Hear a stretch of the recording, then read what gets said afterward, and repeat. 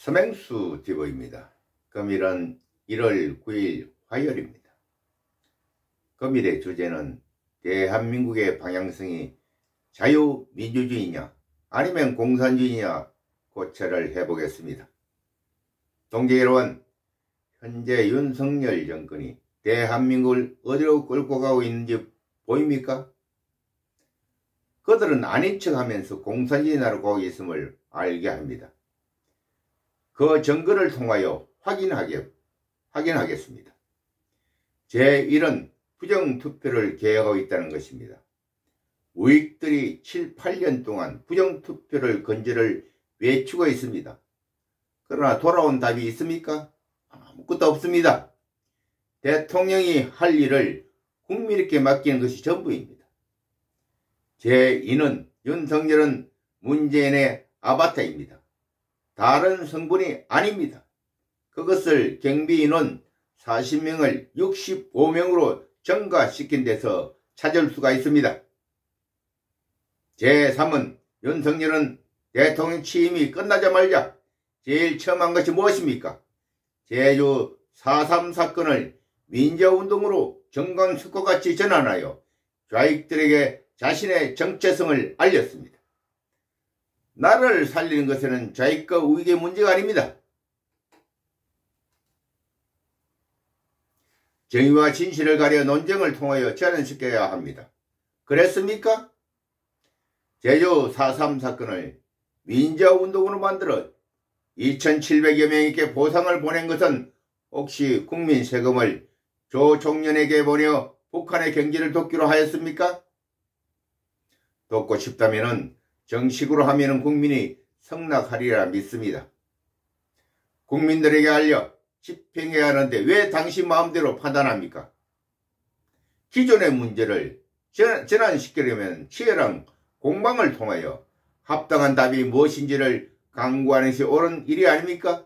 이것이 바로 자유민주주의 사회입니다. 필자는 제주 4.3 사건을 2018년 연구하여 필자의 책 시리봉에서 오수장까지에 기록한 바에 의하면 다음과 같이 평가하였습니다. 일제강점기에 우리의 힘이 미약하여 2차 세계대전에 큰 힘을 보태지 못했습니다. 그러나 하나님 도움으로 제일 먼저 독립되는 영광을 얻었습니다. 1948년 같이 독립된 국가가 이스라엘입니다.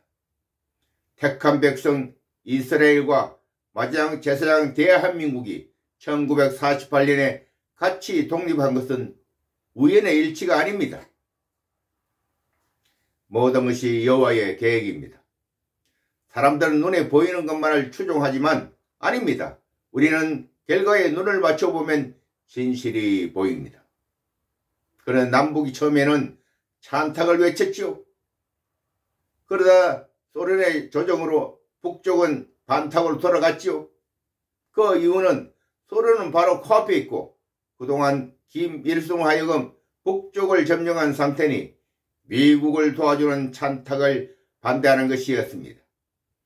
찬탁은 민족을 팔아먹는 자로 반탁은 민족을 살리는 자로 외치니 국민들로서는 잘 알지 못하니 헷갈렸지만 소련의 찬탁이 반탁으로 전환하는 속내를 모르니 이승만 박사를 평가하기를 매우 웅노라고 알고 있었습니다. 그만큼 국내 정치가 혼란스러웠습니다. 유엔에서는 첫 시험대로서 독일된 나라를 만들기 위하여 선거를 모색하였지만 북쪽은 소련의 저지로 남한만이라도 선거에 의하여 민의를 구하려 하였습니다. 그래서 5월 3일 선거일을 실시하러 결정 공고하였습니다. 그런데 좌익의 김달삼이 제주도에서 특공대 400명을 편성하여 무장투쟁을 하기로 하고 4월 3일 24시를 기하여 제주경찰서와 지8초도 습격하여 우익을 살해하였습니다. 심지어 어린 나이뿐만 아니라 임신한 사람까지 죽였습니다.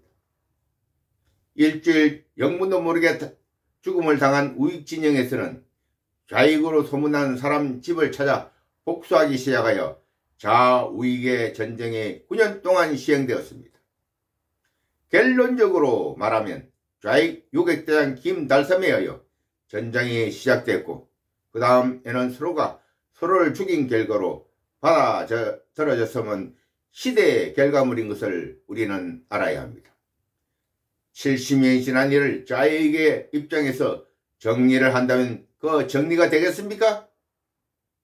민족의 아픔을 정리해야 할 필요성이 있다면 민족이 허심탄회하게 토의하여 여기까지 우익이 양보하고 해설하는 국민적 합의선이 있을 것입니다. 사법 정의를 세워야 하는 것은 범죄 행위에 대하여 정확하게 정리해야 하나 이것은 좌익의 마음으로 정리한 것이니 잘못되었다 할 것입니다. 그리고 무엇보다 부정선거에 의하여 선거가 치러졌다는 당시 중앙선거관리위원회에 근무하던 당사자의 증언이 있는 것 알고 있습니까? 윤석열 대통령 후보도 마찬가지 부정선거에 의하여 국민의힘당에 입성하였습니다. 한교안 전 대표의 윤석열에 대한 부정선거 고발이 그것을 증거합니다. 그러므로 윤석열 대통령은 자격이 없습니다. 그렇다 하여 이재명에게 자리를 물려주라고 할 수 없습니다. 이재명도 범법자이니까요. 오늘의 문제는 윤석열의 좌익의 모습에서 그 원인을 찾습니다. 오늘의 문제를 처음부터 풀 수 있는 사람은 불법 탄핵으로 중권에 물러난 박근혜 대통령만이 이 난국을 풀 수 있음을 감안하여 전 국민의 호응으로 못다한 기간을 채워야 한다고 주장합니다. 부정선거 암덩어리 20대 국회도 해산해야 합니다. 그들에게 문재인의 일천조 추경에 대하여 배상 책임만 있음을 확인합니다. 조국 대한민국의 정의와 진실을 위하여 전 국민이 일어나 외쳐야 합니다. 지금이 제2의 3.1절이 돼야 하는 이유입니다. 오늘 여기까지입니다. 아멘.